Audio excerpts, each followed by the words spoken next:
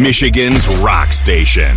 Q106. Dave Acosta, man. Hey, welcome to the show. We're going to see you at Capital City Comic Con, July 10th through 12th at the Lansing Center. Dave, have you visited our fair Capital City before? I have. I did the Lansing Comic Con a few years ago with my buddy Ryan Stegman. He was a guest, and somebody dropped out, and so Ryan was able to squeeze me in there. Oh, and it was cool. cool. Yeah, it was a fun time. What is your favorite thing about visiting the thriving metropolis of Lansing? You know what? I didn't get a lot of time last time because it was a one day to check things out. We just basically went out to eat, and that was it. But this time I'm going to be there all weekend. So hopefully after the con and before I, crash at the hotel, I can go out and experience some of it. So if you have any recommendations, let me know. Okay. When you do explore a place that you haven't been before, what's your go-to? What do you like to check out first? I have some recommendations. I like to find a Mexican place or a brewery. Ooh, you have so many options here. Yeah. I will tell you some of the best Mexican I've had in this area. It comes from a lot of the food trucks around here. They do some banger street tacos. You know what? I got to stand Pablo's either in Old Town or on the Michigan Avenue location is probably the closest one to the Lansing Center. And then for breweries, oh man, I'm gonna shout out to my boys at Brickhaven in Grand Ledge. It's maybe a 20-minute drive out of downtown, but worth the trip. It's in a historic building, and if you like dark beers, if you like a good stout or a porter, I do. Brickhaven is the way. You might spot me there on a Sunday playing Magic the Gathering with my fellow alcohol enthusiasts. Yeah, cool. That sounds like my kind of place. Hell yeah. Now, Dave, you have been putting in work with some pretty incredible properties, man.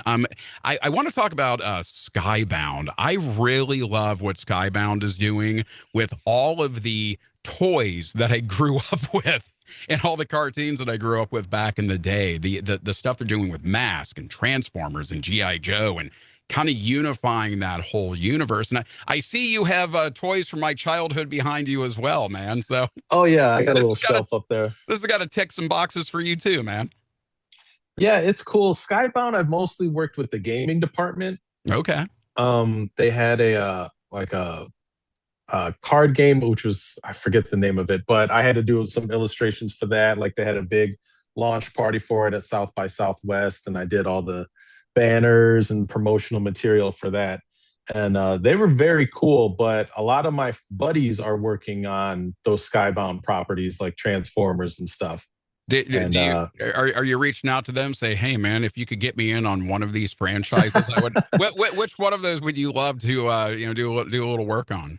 It would be G.I. Joe, yeah. And I have had buddies put me in as an artist over there, but truly they have such incredible talented people working on that stuff that I'm like, yeah, stick with that. Right. Well, I want to read it. You know, it's a coin of phrase. Networking is half the battle. Sure. Yeah, there it is, man. But the cool part is we all have a group chat, and so I get to see pretty much every page. So like Daniel Warren Johnson's in the chat, so I could see all that stuff, and then Jason Howard is drawing it now, who's a Lansing guy himself. And so he's doing incredible stuff on it. So as a fan, it's just, I love seeing it.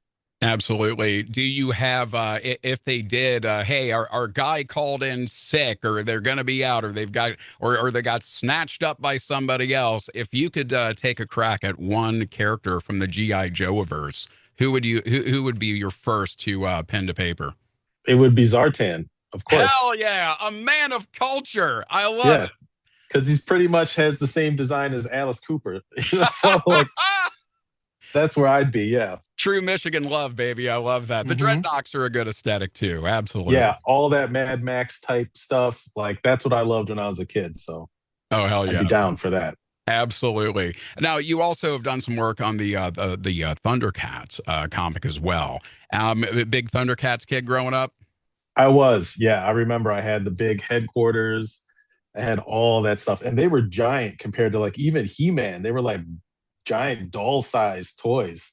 Oh, yeah. So they were super cool. Yeah. It was like Conan light. Right, exactly. And I mean, come on, man, by the eye of Thundera, who doesn't know the chant? You got to do Hmm. that. The remakes they've done over the years have been pretty cool as well. Yeah. Is there a franchise, a franchise beyond GI Joe and Thundercats that you're like, okay, I'd like to try my take on this one.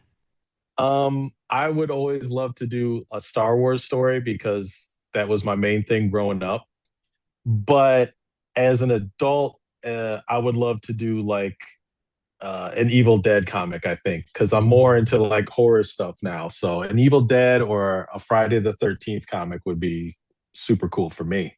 Oh yeah, man. We'll be rooting for you on that front. Now, as a guy who does art professionally, what for you makes a great piece of art a great piece of art? Something that, you know, the AI slot bots can't possibly come up with. To me, the most impactful art is something that is so individual and unique that no one else could have done it. You know, a lot of people strive for like realism, and I do to a very, certain extent in my own work. Um, but the more I like just stylized you can make it and unique to yourself, and that's when I'm just like, oh, okay, now this is something special. This could only come out of this guy or whoever. So that's what I look for, and that's what I want to see. Like I don't want to see things as they are, like photo traced or whatever, which is so prevalent these days. Hmm. But it's like, give me something that looks like it's coming from your unique world. The car should look like only you could draw it or whatever. So that's what always pops for me. You know, it's funny. I'm a huge Magic the Gathering nerd, right? And I'm very excited about the Marvel superhero set that's coming out. That looks pretty lit. The Spider-Man set last year was okay. The cards were kind of terrible from a gameplay standpoint. The set could have been Okay. a little stronger, but the art was dope as hell. And I couldn't help but notice that even though the art was being drawn by new artists, they were still cribbing from those original panels with those original POVs and the lines and the way that the action was portrayed. And Hmm. like to your point, classic art, it just stands the test of time like that with that perspective. Yeah, it's like not going to age because that's why we're still looking at stuff from the 90s like McFarlane and all those guys. Like it's when it's unique vision like that, it's not trendy, it's going to stand the test of time. As a guy who has, I believe, the first 39 issues of Spawn sitting in a long box somewhere, so Hmm. we stan Image Comics in this household. Tell me what it was like to work with them. That was a dream come true because I was there. I was 12 when Image Comics started. And I remember going to the Motor City Comic Con and waiting in a line that seemed like forever, but all seven Image guys were there. And I was able to get whatever books I had, signed by those guys. And so as a young kid, that was so impactful for me to see that, all these superstars were there in my hometown, but also that they owned the creations. They were their own bosses. And so to me, that was always a goal to get to, like a place I wanted to be. And so when Saladin Ahmed and I were able to do Terror War at Image, that was like a dream come true. And plus, it was like total creative freedom. There were no creative notes or anything. All they asked is, how can we help you sell this book? Oh wow! So let's compare and contrast that. You've done some work with Disney Digital. I'm guessing that may have had a few more rails on it. That, yeah, because that was a ton of corporate stuff. That again, Right. that was like for commercial. I think it was a tie-in with Target, so there's so many levels of approval A and lot of chefs in that kitchen, brother. A lot of yeah. chefs. But for the most part, it's just keeping things on model, and so you don't get to impart your vision creatively with those kind of gigs. So like it's a good balance to have because those obviously pay very well. So to do that allows me to do the other stuff where I am more in control. Very cool. Very cool.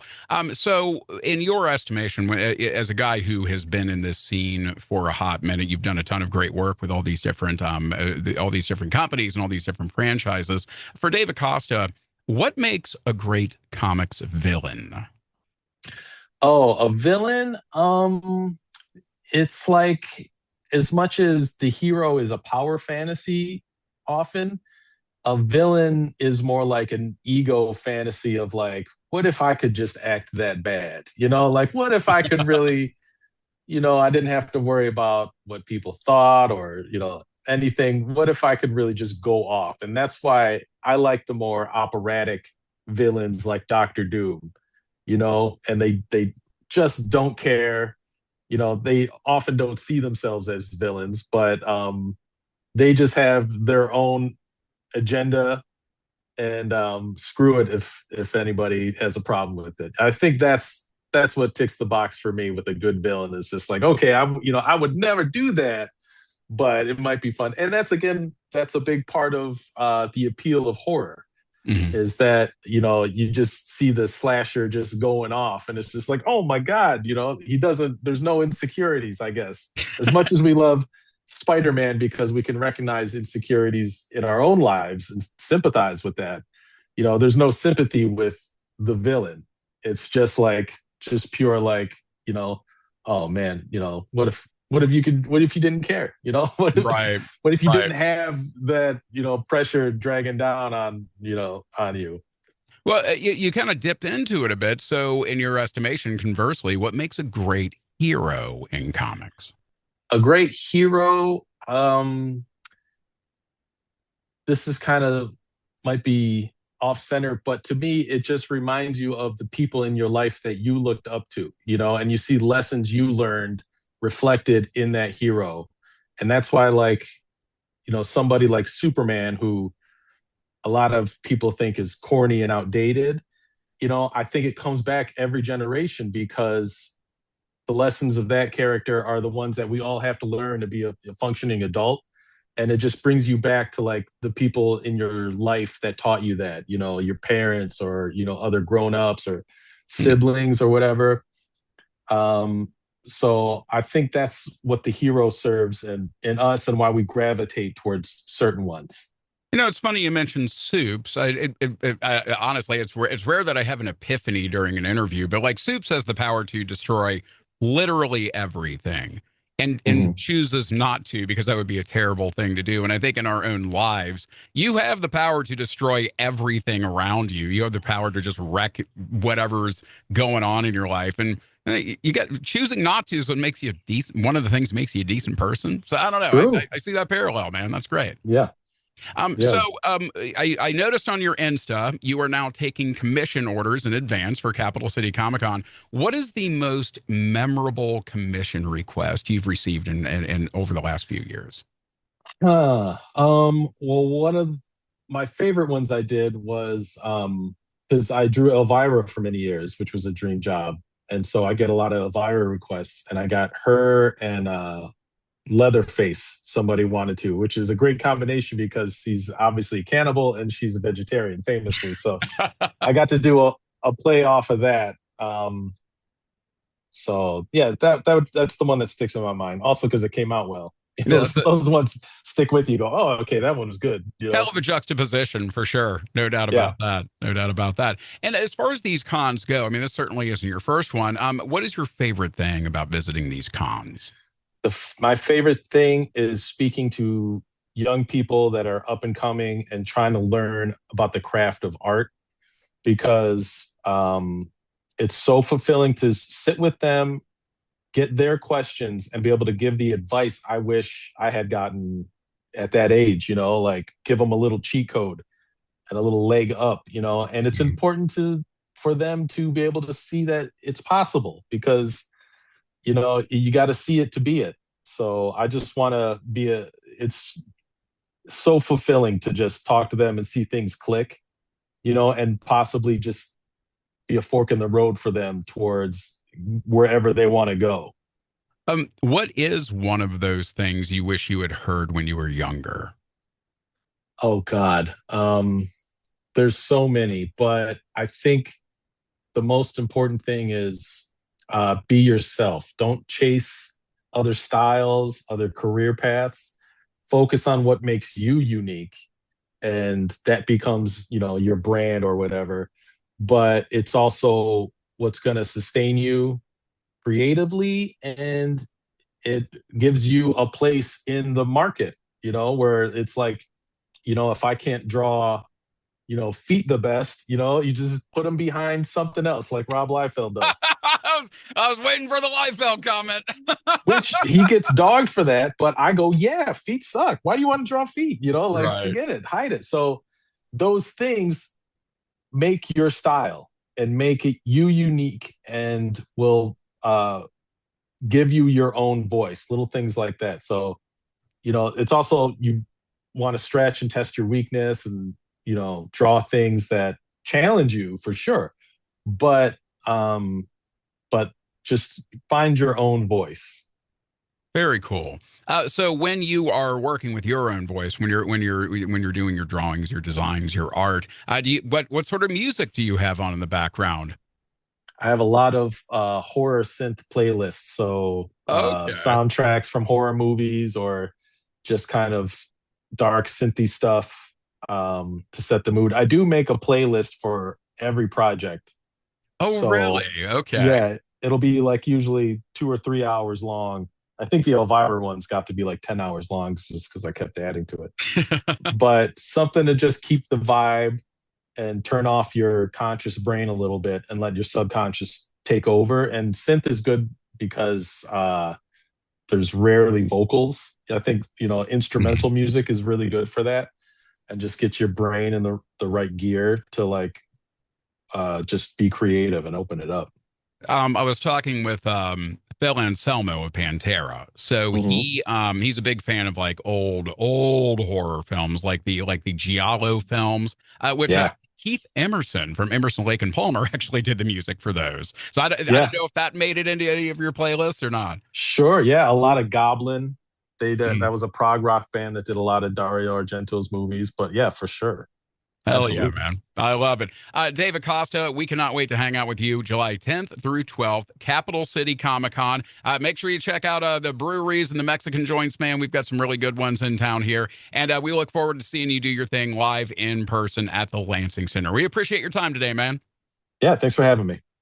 Michigan's rock station. Q106.